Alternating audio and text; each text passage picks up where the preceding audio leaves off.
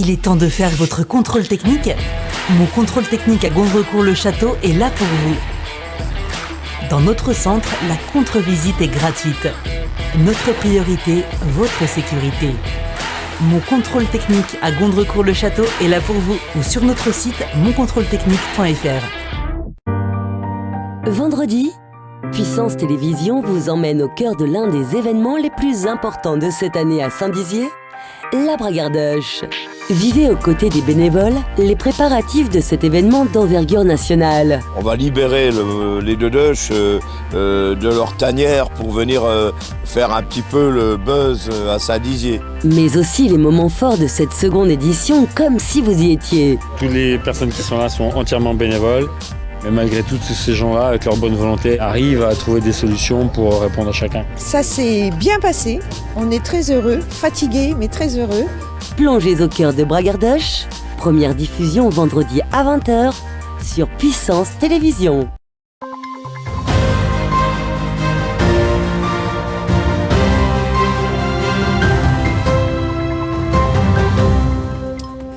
Bonsoir à tous et bienvenue dans votre 15 minutes info de ce lundi 13 juin 2022. Tout de suite, les titres de cette édition. Avec une forte abstention pour ce premier tour des élections législatives, c'est le Rassemblement national qui arrive en tête dans plusieurs circonscriptions de notre territoire. Nous ferons point sur les résultats. Les agents de la direction interdépartementale des routes dans l'exercice de leurs fonctions sont régulièrement témoins ou victimes d'accidents touchant les dispositifs de signalisation temporaire. Ils appellent à la vigilance. La première édition du Savamob a eu lieu ce samedi 11 juin à Savonnières-en-Perthois. Elle a rassemblé près de 100 mobylettes. Et voilà pour les titres.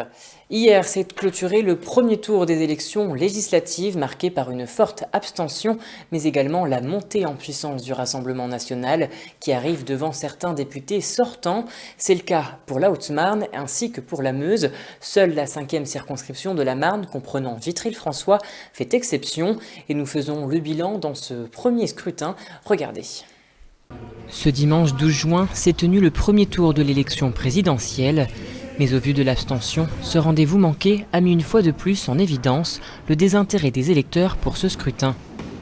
À l'échelle nationale, le taux de participation n'a pas connu un sursaut de mobilisation des électeurs, avec 52,49% sur l'ensemble du territoire français. Dans nos circonscriptions, le Rassemblement national s'est hissé parfois jusqu'à la première place, créant une certaine surprise. Dans la deuxième circonscription de Haute-Marne, Laurence Robert de Haut, la candidate Rassemblement national, a obtenu 39,61%, devançant le député sortant François Cornu-Gentil, étiqueté Les Républicains, avec 27,85%. Je suis très contente de mon score, naturellement, mais également de celui du Rassemblement national lors des dernières élections, puisque sur cette circonscription, nous avons fait 61%. Ce qui montre le besoin de nos habitants d'avoir un député Rassemblement national. Bon, on savait que c'était une élection qui serait difficile. En Haute-Marne, en particulier dans cette circonscription, le Rassemblement national a réalisé un des scores les plus hauts de France.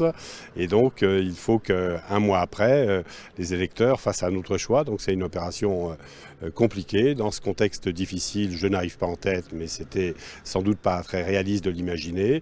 Mais je fais près d'un tiers des voix, ce qui est un score solide. Même scénario dans la première circonscription de la Meuse. Brigitte Godinot, Rassemblement national, a obtenu 30,43% des suffrages, un très maigre écart avec le député sortant, Bertrand Pancher, qui a rassemblé 30,19%. Moi, je suis contente de ce résultat, évidemment, qui ne le serait pas. Et j'en appelle à tous les patriotes pour confirmer l'essai dimanche prochain, que l'on puisse envoyer un député, voire 2 députés RN de la Meuse à l'Assemblée nationale. Ce serait une très bonne chose et en plus, ce sont 2 femmes, ce seraient 2 femmes. Écoutez, d'abord, je suis très satisfait d'être qualifié pour le second tour des élections législatives où je fais jeu égal avec ma concurrente d'extrême droite.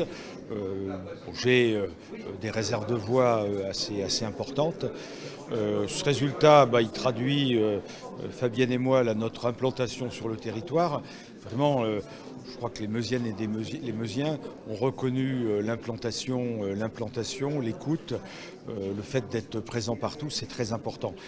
Du côté de la Marne, dans la 5e circonscription, le député sortant Charles de Courson reste largement en tête avec 44,54% contre Pierre Thionnet du Rassemblement national qui a eu 27,24%.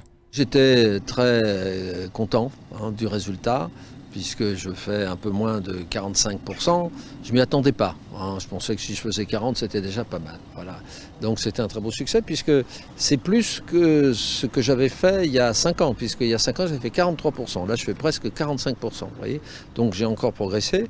Ce qui m'a fait très plaisir aussi, c'est qu'à Vitry, je fais presque 50% dès le premier tour, certes avec une participation faible sur Vitry-Ville. Tous ces candidats sont donc en lice pour le second tour, donnant ainsi une couleur bleu marine dans les circonscriptions de nos territoires. Mais le grand parti absent dans notre secteur, c'est la nouvelle Union populaire écologique et sociale. On pourrait peut-être se satisfaire de cette petite progression, mais elle n'est pas assez importante pour faire face à la violence subie au niveau local. Il était nécessaire de réussir à inclure tout le monde, mais la colère vis-à-vis de l'oubli politique se paye à chaque instant et à chaque étape de cette campagne législative. Et on a essayé d'inclure tout le monde. Malheureusement, nous n'avons pas réussi, ça c'est évident. Dimanche soir, à l'occasion du second scrutin, nous connaîtrons enfin les noms des nouveaux députés qui siégeront à l'Assemblée nationale pour une durée de 5 ans. Les électeurs ont donc rendez-vous une nouvelle fois dans les isoloirs. Depuis ce 13 juin, les travaux ont débuté sur la RN 67, des travaux de réhabilitation opérés par la DIREST. Ils vont durer jusqu'au 22 juillet entre le giratoire de Marnaval et le carrefour d'Heurville-Bienville. Mais bien souvent, dans l'exercice de leur mission, les agents de la direction interdépartementale des routes, la DIREST, sont régulièrement témoins ou victimes d'accidents touchant les dispositifs de signalisation temporaire, voire même des accidents mortels. Au risque routier s'ajoutent désormais des agressions verbales et des menaces également verbales et physiques par des automobilistes mécontents. La DIREST appelle donc à la vigilance et au bon sens de chacun. Écoutez. Ça devient très compliqué pour nos agents au quotidien de travailler en sécurité, que ce soit physiquement ou verbalement. On subit de nombreuses agressions. Des dernières en date où des usagers ne respectent pas la signalisation mise en place, forcent des barrages et quand ils arrivent sur nos agents se font insulter verbalement.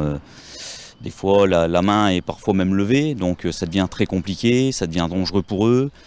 On a des cas de dépôt de plainte, on attend toujours des suites, mais aujourd'hui c'est compliqué pour eux au quotidien à vivre.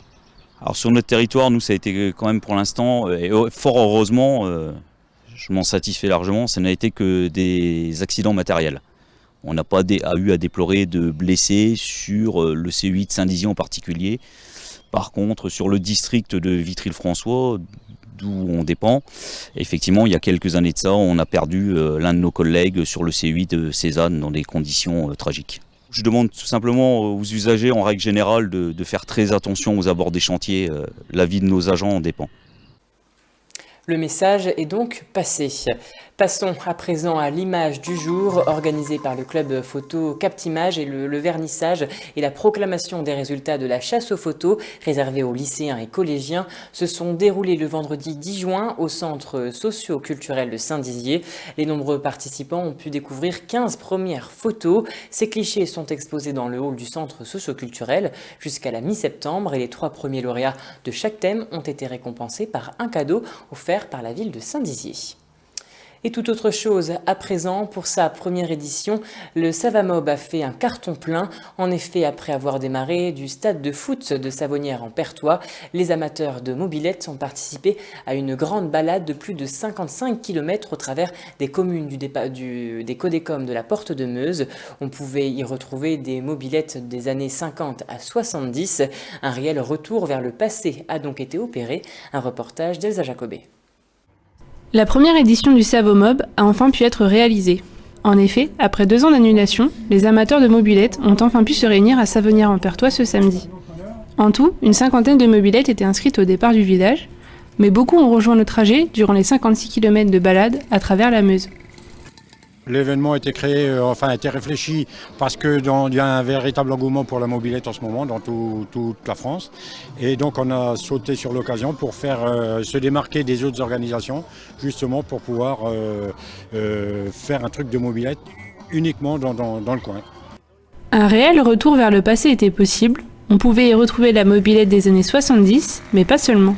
On retrouve des mobilettes des années, on va dire, fin 50, 60, 70 jusqu'à 80. Et puis là, on retrouve aussi, il y a quelques motos anciennes aussi qui vont nous accompagner, des mêmes années à peu près. Parce que la mobilette, c'est les années 70. Pour certains, il était évident de participer à cet événement avec leur mobilette. En effet, une réelle histoire se cache derrière certains cyclomoteurs. La mobilette, vous savez, je l'ai achetée en 1978. À Chamouillet, dans la Haute-Marne, pas loin d'ici.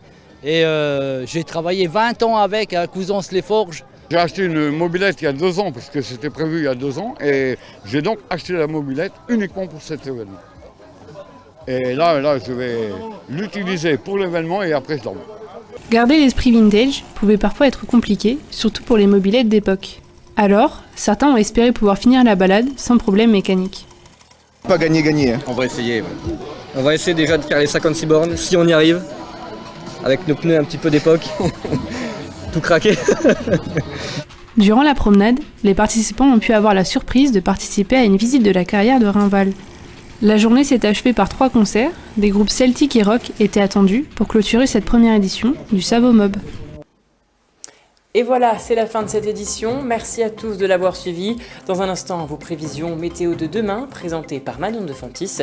Je vous souhaite une excellente soirée à tous et une très belle semaine. Toute l'actualité qui vous concerne, à voir et à revoir dès maintenant sur puissancetélévision.fr et sur notre application mobile.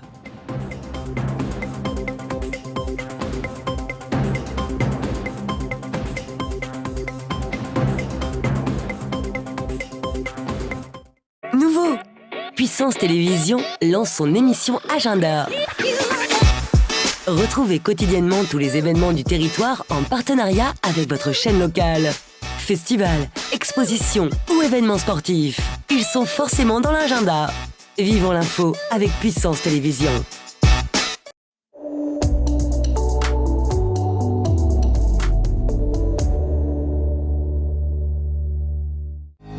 Bonsoir à toutes et à tous. Demain, nous serons nombreux à profiter des rayons du soleil. Pour d'autres, quelques nuages glisseront au-dessus de leur tête, notamment en Bretagne ou encore au sud-ouest. Côté Mercure, comptez demain matin 8 degrés de minimal à Lille et 21 degrés de maximal à Bastia. L'après-midi, les températures seront estivales.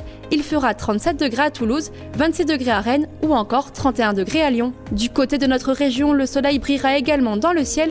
On attend demain matin 9 degrés à Commercy, 10 degrés à Vitry-le-François ou encore 11 degrés à Bar-le-Duc. L'après-midi, il fera chaud. On attend en effet 25 degrés à Verdun ou encore 27 degrés à Saint-Dizier et Langres. Demain, mardi 14 juin, nous fêterons les Élysées. Je vous souhaite une excellente soirée sur Puissance Télévision.